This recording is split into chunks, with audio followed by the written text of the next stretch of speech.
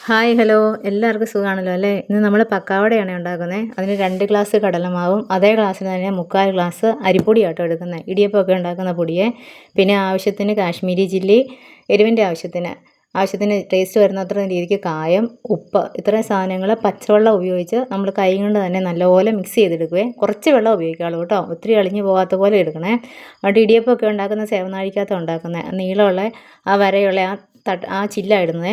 പിന്നെ നമ്മൾ എണ്ണ ചൂടായി കഴിയുമ്പോൾ കരിയാപ്പില, വറ്റൽമുളക്, വെളുത്തുള്ളി, ഇത്രയും സാധനങ്ങൾ ആദ്യം വറുത്തെടുത്തിട്ട് അതേ എണ്ണയ്ക്കകത്തോട്ട് തന്നെ നമ്മൾ സേവനാഴിയും കൊണ്ട് ആ മാവ് ഞെക്കി അങ്ങോട്ട് ഇടണേ. എന്നിട്ട് ഇതിൻ്റെ തിള നിന്ന് കഴിയുമ്പോൾ ഇത് വെന്തു എന്നാട്ടോ, ഇടയ്ക്കൊന്ന് മറിച്ചും കൂടി ഇട്ടേക്കണം.